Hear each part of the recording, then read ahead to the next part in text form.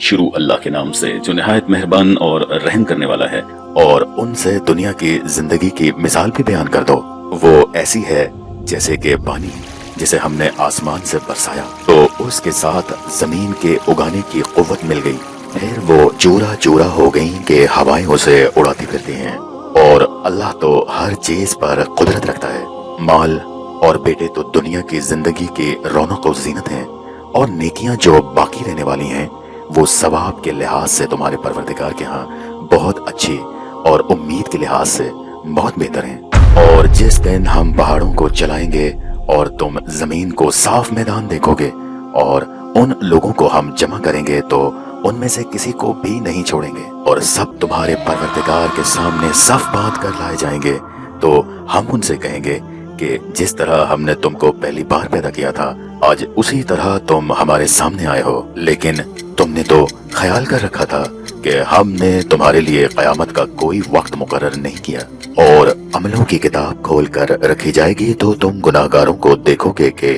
جو کچھ اس میں لکھا ہوگا اس سے ڈر رہے ہوں گے، اور کہیں گے کہ ہائے شامت، یہ کیسی کتاب ہے کہ نہ چھوٹی بات کو چھوڑتی ہے نہ بڑی کو، کوئی بات بھی نہیں مگر اسے لکھ رکھا ہے، اور جو عمل کیے ہوں گے سب کو حاضر پائیں گے، اور تمہارا پروردگار کسی پر ظلم نہیں کرے گا۔ اور جب ہم نے فرشتوں کو حکم دیا کہ آدم کو سجدہ کرو تو سب نے سجدہ کیا مگر ابلیس نے نہ کیا، وہ جنات میں سے تھا تو اپنے پروردگار کے حکم سے باہر ہو گیا۔ کیا تم اس کو اور اس کی اولاد کو میرے سوا دوست بناتے ہو حالانکہ وہ تمہارے دشمن ہیں؟ اور شیطان کی دوستی ظالموں کے لیے اللہ کی دوستی کا برا بدل ہے۔ میں نے ان کو نہ تو آسمانوں اور زمین کے پیدا کرنے کے وقت بلایا تھا اور نہ خود ان کے پیدا کرنے کے وقت، اور میں ایسا نہ تھا کہ گمراہ کرنے والوں کو مددگار بناتا۔ اور جس دن اللہ فرمائے گا کہ اب میرے شریکوں کو جن کی نسبت تم خدائی کے رتبے کا گمان رکھتے تھے بلاؤ، تو وہ ان کو بلائیں گے